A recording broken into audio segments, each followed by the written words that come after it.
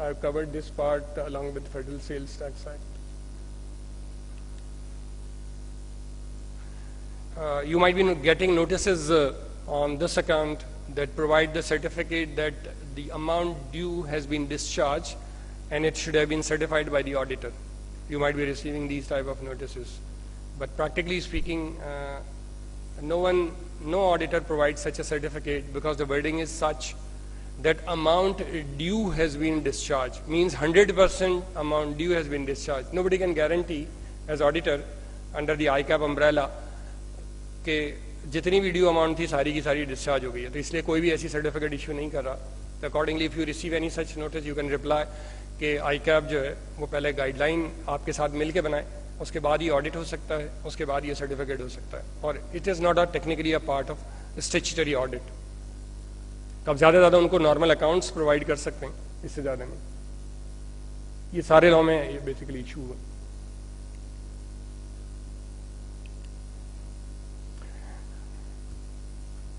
This is at the moment a problem, لیکن یہ gradually biggest problem ہو جائے گا.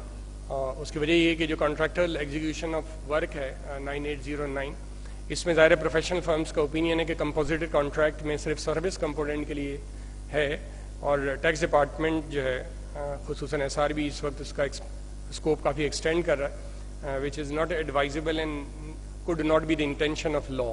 اگر یہی انٹینشن آف لا ہوتی تو پورا سیکنڈ شیڈول ختم ہو جاتا, بیکاز کانٹریکٹ مینز, اگر میں کانٹریکٹ کی ڈیفینیشن کانٹریکٹ ایکٹ 1872 کی لے لوں, بلکہ 1872 کی لے لوں, تو اس صورت میں ظاہر بہت ساری چیزوں کیا بلکہ سبھی چیزیں اس کے انڈر میں آ جائیں گی.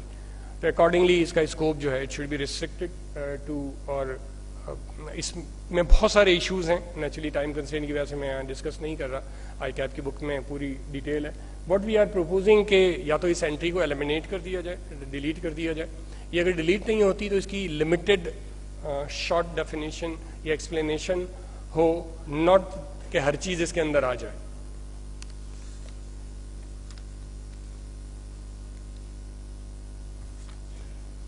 ریفنڈ سب کو پتہ ہے اس لیے میں چھوڑ رہا ہوں.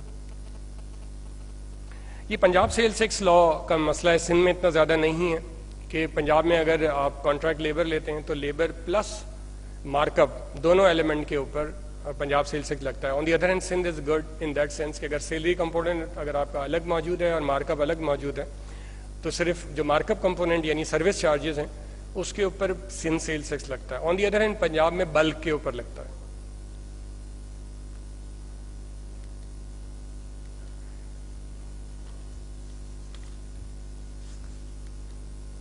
Coming to the major area of withholding tax, and today even we tried our level best to convince the government کہ یہ ختم ہونا چاہیے, because organized sector ہی اس کے اندر پھنستا ہے اور unorganized sector 1% میں میکسیمم سائڈ میں بھی بات کروں تو باہر ہو جاتا ہے. یہ ایون 1% بھی ہماری جیب سے جاتا ہے کہ اگر آپ ڈیڈکٹ کریں تو اتنے لگیں گے, اور نہیں ڈیڈکٹ کریں گے تو اتنے لگیں گے. Buying cost just like income tax, یہاں پر بھی یہی پرابلم ہے.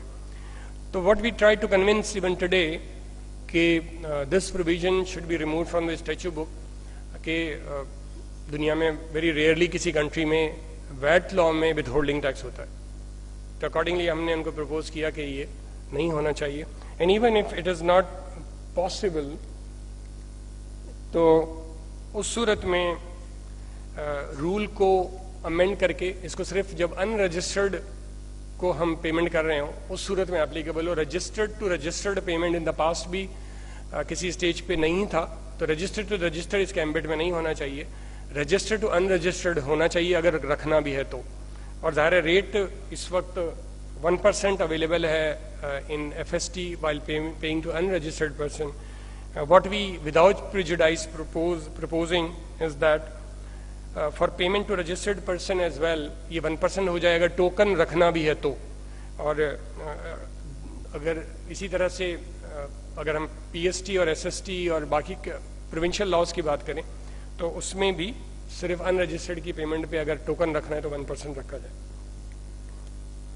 In F S T withholding tax is on accrual basis which is since last year, and this is again a problem کہ accrual basis کے اوپر withholding ایک اجوا ہے کہ انکم ٹیکس میں سارا کا سارا